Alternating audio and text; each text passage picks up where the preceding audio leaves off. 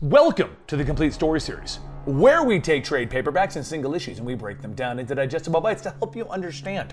Then I read them dramatically back to you, adding in voices, some music. I try to amp it up and make it into a motion comic for you to enjoy. And the purpose of this series is to allow you to understand what is going on in comic books right now, to know what is going on in TV shows, to know what is going on in movies, so that you can jump in and be caught up to date, so you know what is going on and go to your local comic book store or your local video game store and buy the next thing in the series and know what is happening. Today, we're going to be doing part 2 of Underworld, which is one of my favorite recent Aquaman storylines, building up to a big final battle. Yes, that's right. If you missed the first episode, Aquaman was assumed dead and he was at the bottom deep reaches of Atlantis, while Mera was locked out of the city. Aquaman is now trying to find a reason to take down Wrath, and he's going to find some allies in some unlikely places. Welcome back to the Aquaman Underworld storyline. When we last left off, the world presumed Aquaman dead, and Mera was locked out of Atlantis by the Crown of Thorns spell. While she had gone to the Teen Titans to get a hold of Garth to help her out, Aquaman was still trying to figure out what he was going to do now that everyone assumed that he was dead. He was going to leave Atlantis to its own problems with the new King Wrath there, but when you're Aquaman and you're Arthur Curry, trouble just seems to find you. One of the gang leaders in the Ninth Triad, Crush, discovered that Aquaman had survived and planned on using Aquaman as a prisoner to get what he wanted from King Wrath. But Aquaman Arthur Curry had managed to get away, and now Cadabra, one of Crush's goons, is chasing him. Back in the Ninth Triad, Cadabra creates a dozen coral reef shards and begins to shoot them, and Arthur swims by grabbing Dolphin and tells her to flee. Arthur then uses his aqua telepathic abilities to summon a swarm of fish to surround Cadabra. But before they could fully engulf him, Cadabra creates a coral reef web and pushes them back. However, in doing so, he created a direct path to himself, and Arthur shoots in, punching him into the wall. Cadabra pulls himself out, firing a large reef and slamming Arthur into the opposite wall. Arthur fights back, breaking the first reef, but Cadabra just creates another, pinning him down. As Arthur struggles to free himself, he notices Cadabra creating a hooked sword out of the reef. Old tyrants of Atlantis would use this to cut the hamstrings and Achilles tendons of their enemies, leaving them crippled and helpless. Meanwhile, just outside of Atlantis, Garth is looking at the barrier surrounding the city and he asks, "Is this the Crown of Thorns?" Mera says that she knows that he has renounced magic, but Garth stops her, stating that he was once a pupil of the Silent School, but he has not forgotten the fundamentals. Magic is a seductive, corrupting power. He chose a different life and he rejected its ways, but this is bigger than him. And this is for the fate of Atlantis and Arthur. Garth begins to gather his power, stating that he will do the best that he can. But back with Arthur, Cadabra gets ready to swing when suddenly Dolphin grabs him from behind, placing her hands over his eyes. Before he has a chance to react, she releases a concentrated flash into his eyes. Arthur breaks free, cracking Cadabra in the face. Arthur then tells Dolphin that he told her to leave. "Why do you keep sticking around with me?" Dolphin smiles and swims off, with Arthur asking, "Oh, now you're leaving?" Over in the throne room, Wrath watches on a screen with Garth standing outside of the kingdom, and he asks, "She at it again?" He then asks Loke, "What kind of power are we talking? Do they have enough to bring down the Crown of Thorns?" Loke tells him, "Well, Garth was a potent student. There is a remote chance." Wrath stops him, stating that they will go out there and stop them then. "The Magisters can pass through the barrier. Just go out there and make sure that that remote chance becomes zero." Meanwhile, elsewhere at the Ninth Tride, Arthur and Dolphin finally stop running, with Arthur stating that he has an idea why she's following him. She knows who he is, or at least who he was. She has taken him to different places to show him what it's truly like down here in the Underworld. "You expect me to save you, don't you? Is that what you had in mind? That I'm going to rise up against the tyrant and reclaim the throne to protect the innocent and the downtrodden? However, it wasn't Coram Wrath that disposed of me. It was Atlantis itself. I never wanted to be king, and when the duty fell to me, I did my best. But that chance was too much for Atlantis. I was cast out and replaced by a new king with an even more traditional outlook. I had no choice but to leave, but they wouldn't even let me do that.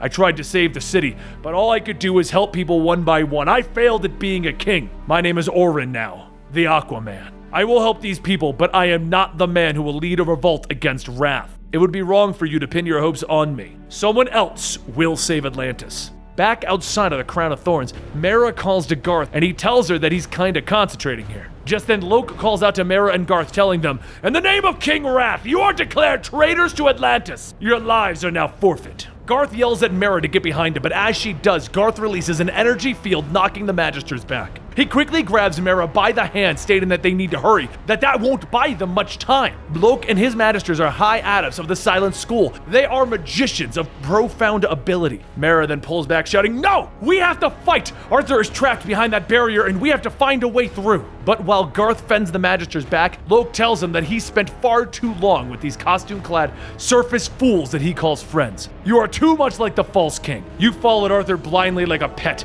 You have forgotten the values of Atlantis." Garth rips an amulet off of one of the magisters, stating that he has not forgotten the Silent School, and I have not forgotten what you did to Sira. Back with Arthur, though, Dolphin begins to draw symbols with her lights. Arthur asks if this is supposed to cheer him up. "I know what that is. That's Superman." Dolphin continues drawing the rest of the Justice League, and with them she draws Aquaman's symbol. He smiles, stating that he sees. Because he stands with them, that he's a hero too?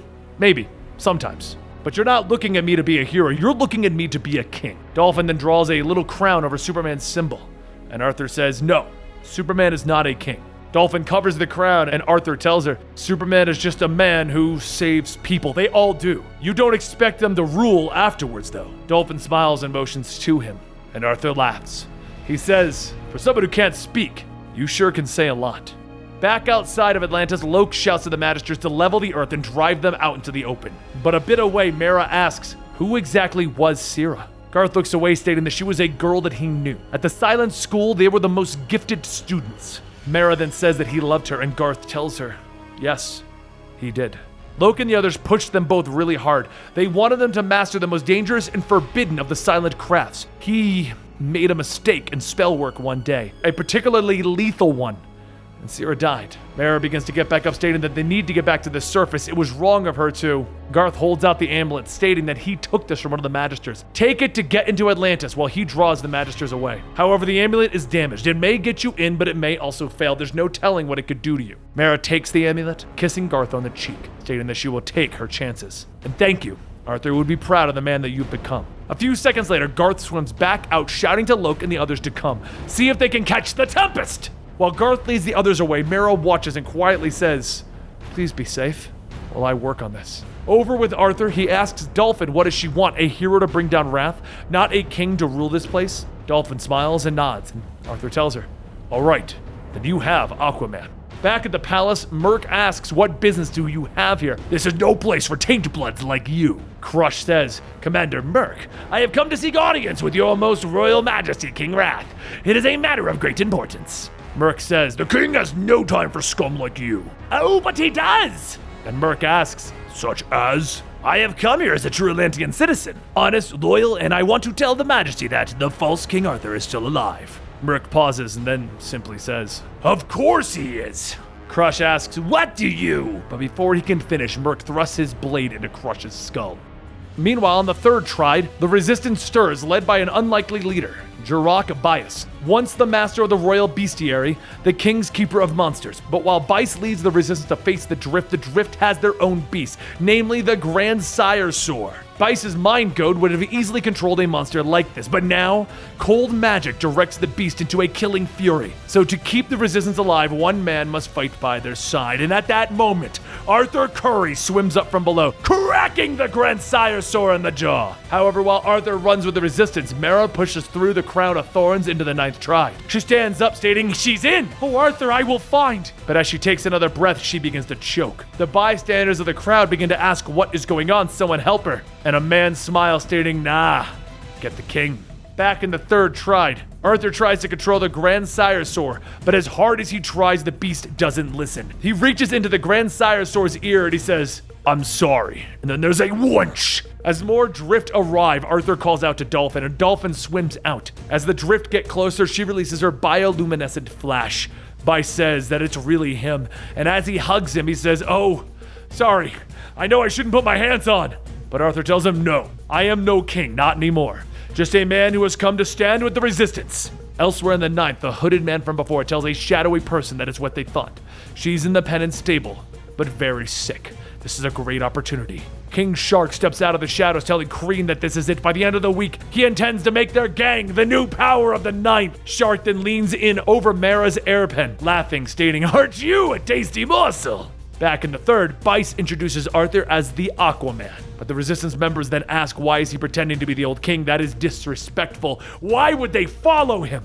Volko pushes his way through the crowd asking, yeah, why should we follow him? But as Volko gets closer, Arthur tells everyone, my name is Orin now. Volko says, at great pains to distance yourself from what you once were, huh? But I suppose I would be too if I made a crap-awful mess of ruling Atlantis. Arthur shouts, that's rich coming from the man who betrayed Atlantis more than once.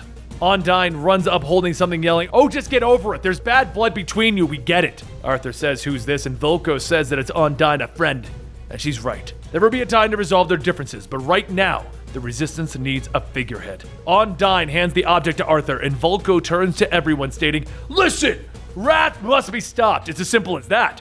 This man alone can lead us to salvation from wrath's tyranny. What do you say, Orin? Arthur pulls back the cloth, stating, I do have one thing to say. He holds the trident up, loudly speaking. Atlantis, uprising!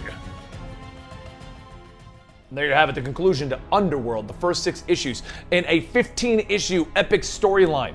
Now make sure you subscribe to our channel so that you can see what is going on in the Underworld storyline, because next up we have The Crown Comes Down. Then we have the Mera solo storyline, and then we have the King Slayer, which may or may not be broken up into 2 parts. And let me know, because on the day that this video comes out, according to my schedule right here, that movie has officially come out. Now I give it a 7 out of 10. It's one of my favorite DCEU movie lines. It's storylines. It's one of my favorite superhero movies in general recently. I've just enjoyed it. I thought it was a great movie. But let me know what you think about it in the comments down below. And what do you think about the current Aquaman run? What do you think about this storyline? And are you excited for Kelly Sue DeConnick's run that is going to be starting up very soon at the conclusion of Drowned, which is where we're going? Like, I forgot. Yeah, after we do Kingslayer, we got to do Drowned. So subscribe if you like Aquaman, because we're going to be doing, that's coming out over the next like 2 to 3 weeks, all that Aquaman stuff. So I hope you guys do, because if you don't, well, I'm sorry. There's a lot of Aquaman. I like Aquaman. I wouldn't get this statue if I didn't like Aquaman. Anyway, guys, if you want to hear more of me rambling, then join us over on our Patreon, patreon.com/Comicstorian, where we bring you like 5 different podcasts, and I ramble about things from the TV shows to the movies to the comic books to even things like conspiracies. We try to bring you all kinds of additional content over there, and it's only for $1, and we really appreciate everyone who comes over and joins us. Anyway, I think I'm rambling a bit much at this point. Either way, I'll see you guys next time right here at Comicstorian.